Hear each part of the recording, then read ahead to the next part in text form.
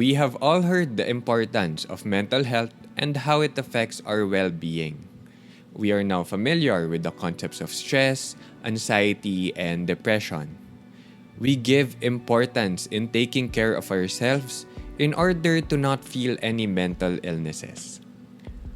But what if it's not us? What if someone we love or care for suddenly approaches us and tells us that they are not okay?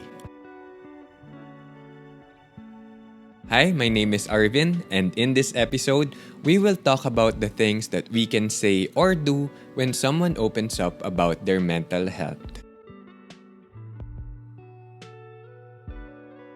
Now, before anything else, I would like to start with a very important disclaimer that this is not a counseling or a psychotherapy lesson.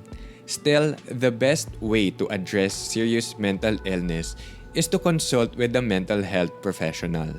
But let us say that a loved one is feeling stressed or a little under the weather and you are the only available resource that they have. I am joined by Ms. Vina Vicente, Inquirer Academy's resource person on giving feedback and effective communication, to talk about 3 of the basic helping communication skills that you may use to help a person dealing with a stressful situation. When someone approaches you and tells you that they are under a lot of stress, the first important thing to do is to attend to the person. Be there. Stop whatever you are doing and listen to the person. Monitor your actions as well and show the person that you are there to attend to their problems. The key word here, the key thing to be is really interested. A lot of people will tell you that, when it comes to like listening skills and paying attention and stuff like that, a lot of people will tell you nod your head or look at the person straight in the eye or even echo back, what the person is saying. But really, if you tell yourself that I am interested in what this person has to say, everything will follow. I guess first step really is to just be present. Tell yourself that I am here to listen, I am here to pay attention to this person, and this person is the only one who matters at this time. Also, a reminder that when you are busy with your own time, it's better to politely decline than to multitask and not fully attend to the person. Just mention that I'm really sorry, I'm in the middle of something. Can we talk in an hour? Giving the time, giving an exact time, actually reinforces the fact that, hey, you know what? I want to help you. It's just that there's something pressing right now. But I am very much willing to spend time with you at 3 o'clock, at 4 o'clock. No? Give a specific time when you will be available and when your presence will be 100%. The second helpful communication skill that we can use is to listen to their stories. Be tuned. It's very important that you shut up. No, listening really entails that you don't say anything both here and also here. Even the voices in your head, you're going to have to shut up. Listening entails your entire body. Your eyes, your ears, your brain, everything about you. Most likely, we would not know the whole story when someone approaches us, so it's better to listen first than to give an advice right away. Sometimes they will also ask if you experience their problems too. Rule of thumb: share a personal experience only when asked or you have the same exact experience. Only share a story when you are asked. It's not about you. At this point, in listening, the mindset is, it's not about me, it's about another person. Also, be sensitive in asking what they want to share. And if there are some parts of the story that they are not comfortable sharing, then it should be okay as well. Let them cry if they feel like crying. And if there is silence as well, it's okay. If the person is not ready, then just sit. Silence is okay. Silence is very uncomfortable, yes. But silence is okay. And sometimes, you can do a whole lot of listening just sitting there in silence. Because listening doesn't just entail this Like we said, no, it's the entire body. So you can observe You can find out so many things even in silence. I have had a number of instances where I was just sitting there with another person in silence, and then after a couple of minutes, that's when the story comes in. I'm not saying that it's going to happen that way all the time, but the point is just sitting in silence is already helpful.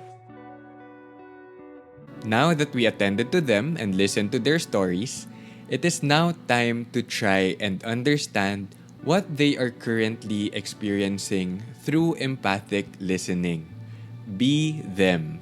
Remember that in empathy, it is 100% about them and 0% about you. It is good to repeat or paraphrase what the person is sharing, as it gives them the opportunity to hear their own stories. And if an information is not clear, it is okay to ask and clarify the question. Remember that clarification is better than misinterpretation. And lastly, try to help the person sort their feelings through their own stories.